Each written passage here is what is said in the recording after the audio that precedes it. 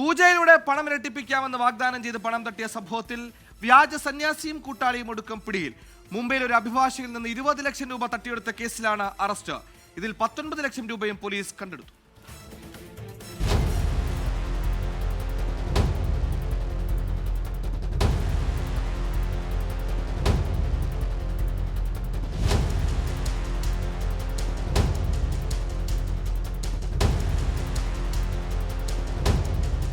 മീര റോഡിൽ താമസിക്കുന്ന ധർമ്മവീർ ത്രിപാഠി എന്ന അഭിഭാഷകനാണ് പൂജയിലൂടെ പണം ഇരട്ടിപ്പിക്കാൻ ഇറങ്ങിത്തിരിച്ച് തട്ടിപ്പിനിരയായത്. ഏതാനും വർഷങ്ങൾക്ക് മുമ്പ് കാശിയിൽ വെച്ചൊരു സന്യാസിയെ പരിചയപ്പെട്ടിരുന്നു. ഇയാൾ വഴിയാണ് സാധു പ്രേംസിംഗ് മഹാരാജ് എന്ന വ്യാജ സന്യാസിയെ പരിചയപ്പെടുന്നത്. 35-കാരനായ പ്രേംസിംഗ് നിരന്തരം ഉപദേശങ്ങൾ നൽകി വരികയായിരുന്നു. അതിനിടെയാണ് തനിക്ക് പണം ഇരട്ടിപ്പിക്കാനുള്ള കഴിവുണ്ടെന്ന് അഭിഭാഷകനെ വിശ്വസിപ്പിച്ചത്. അത്യാഗ്രഹം മൂത്ത അഭിഭാഷകൻ 20 ലക്ഷം രൂപ ബാഗിലാക്കി കുടുംബസമേതം പൂജയ്ക്കായി ഇറങ്ങിത്തിരിച്ചു.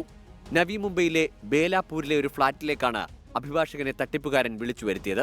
പണം ദൈവങ്ങളുടെ ഫോട്ടോയ്ക്ക് മുന്നിൽ വെച്ച ശേഷം ഫ്ളാറ്റിലെ കിടപ്പുമുറിയിലേക്ക് അഭിഭാഷകനെയും ഭാര്യയെയും മകനെയും മാറ്റി.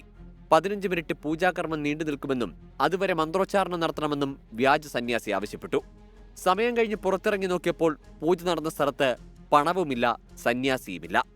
ഇരട്ടിപ്പിക്കാൻ വെച്ച 20 ലക്ഷവുമായി തട്ടിപ്പുകാരൻ കടന്നു. പരാതി കിട്ടി 24 മണിക്കൂറിനകം പ്രതികളെ പോലീസിന് പിടികൂടാൻ കഴിഞ്ഞു. പൻവേലിൽ നിന്നാണ് മുഖ്യപ്രതിയും കൂട്ടാളികളും പിടിയിലായത്. സച്ചിൻ ശർമ്മ എന്നാണ് തട്ടിപ്പ് സ്വാമിയുടെ യഥാർത്ഥ പേര്. ജയദീപ് പമേജ എന്ന കൂട്ടാളിയും പിടിയിലായിട്ടുണ്ട്. 19 ലക്ഷം രൂപയും കണ്ടെടുത്തു. സംഭവം നടന്ന ഫ്ളാറ്റ് ഉടമയെ നേരത്തെ കസ്റ്റഡിയിലെടുത്തിരുന്നെങ്കിലും ഇയാൾ നിരപരാധിയെന്ന് കണ്ട് പോലീസ് വിട്ടയച്ചു. 24 മുംബൈ.